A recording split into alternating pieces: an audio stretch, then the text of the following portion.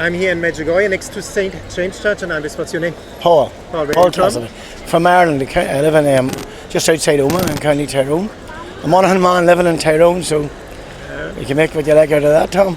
And how often have you been in Medjugorje? This is my third time in Medjugorje now. Why do you come back? Our lady calls us back, I think, and that's it. You get a calling to come back here, and now it's 3 years we've met so many people, and including yourself, Tom, and so a lot of friends here now. It's just the peace that clears the head.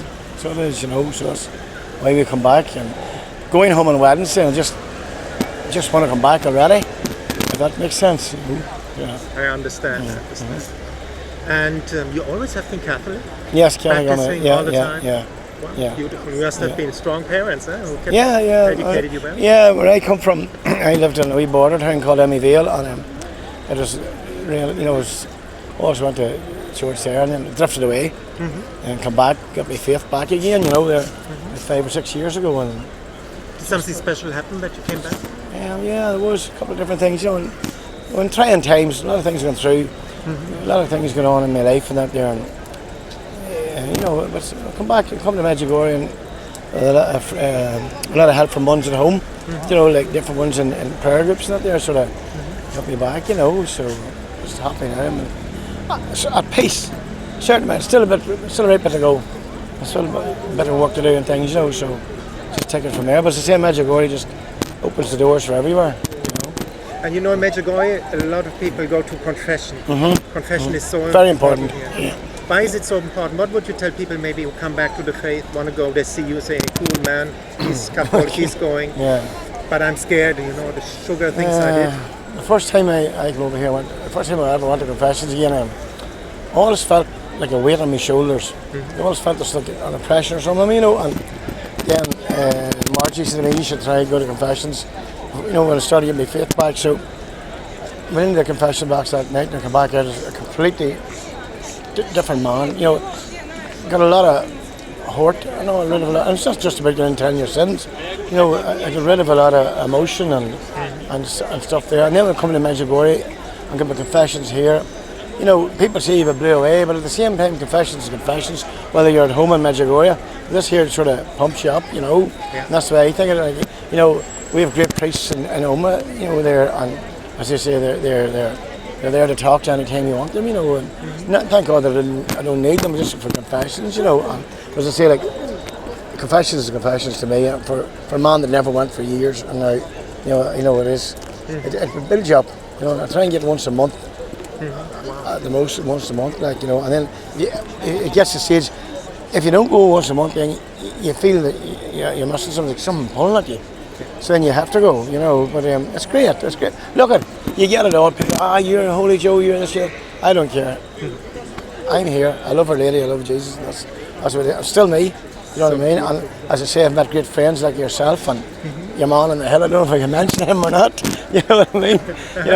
He is great. Funny, Caleb, as you know, when I met him, when I met him at the start, he really helped me build my faith, because he's like myself. Loves the crack, loves the banter, but still he's very true to his faith, and I think he has put a lot of stuff into me, you know what I mean? Like, and he doesn't preach religion or nothing. He just go. His joy and his and his thing, and his respect for Our Lady and for the whole place, So nice. In an honest, sincere way, Honest and sincere. And in a crazy way as well. As it should be. He's stone mad. Yeah. He makes me look mellow. It's like this, So I met great people here. I even met Father Toby, a German priest from here. Me and him, we were partied out in a good way. In a good way. Great. He's full of joy. Brought a lot of joy to everybody he met. And it was great. That's what I say. That, it's great for like him. He's drawing people in like a magnet. Yes. So that was good. That's one experience. You pray the rosary now? Yeah, every day, a couple of times a day. Why? The rosary, I think it's the best protection I ever have. And as I say, carry my beads. Oh, look at that one. That's a good one. Yeah, they're actually bullets. Called warrior beads. Yeah. They're made in Warsaw in Poland. And a friend of mine back home just got them from the man that makes them. So I carry them all the time. In my pocket all the time. I feel safe. You feel safe. Same with me. Even my brother, who was not going to mass, but he had always the Yeah, rosary yes. thing till the end. Yes, you yeah. know, close And to- you've lost your brother too, Tom. I'm very sorry to hear that. So you have death in your family, and you're in our prayers here in Medjugorje up at the Operation Hill. Went up there all morning at 5 o'clock with the hill walkers, but they went on up Operation Hill. But I sat at the Blue Cross for an hour and a half, and it was the most peaceful hour and a half I had in a long, long time. You know, so just the stillness. The stillness of Medjugorje, you know. That's There wasn't what even the wee I- crickets going. Yes. They weren't even going, you know, so it was just nice, you know, to get up. So it was fun to get up there. So, And you know, a lot of people think God the Father is an angry old man with a white beard who wants to judge us and wait to put us to hell.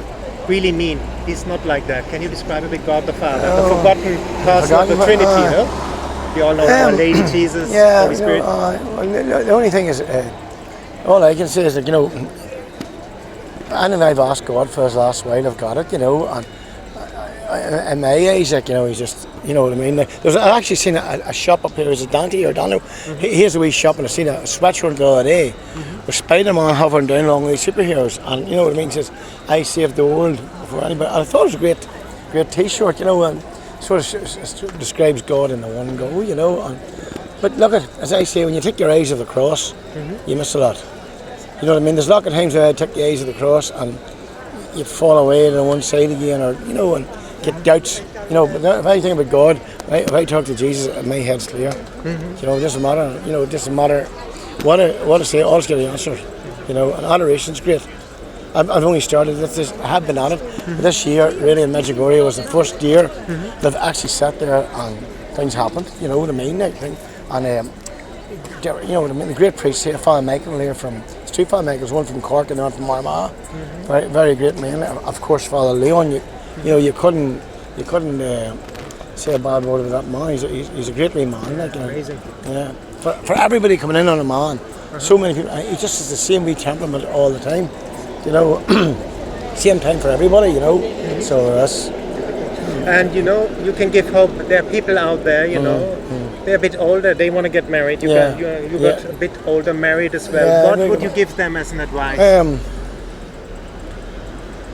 Out of your experience, my experience, is put your faith in God. That's it. And talk to Our Lady. That's what I say. Like, you know, and as I say at the minute now, I'm drawn back to Knock in Ireland. It's a powerful place, Knock. You know, and people used to say, Knock this, that, but it is. And we were talking about the other day, it's the only operation where there's the Lamb of God. Has been Eucharistic, you know, operation. That's what I say. Like, and we've met with a couple of friends. You've done an interview with them from Kerry. So we had last week, John and Emily. You know, and they'd be in Knock too. Like, you know, and they're from County Kerry. And we've met them on our journey through Medjugorje. You know, great people, and there's loads.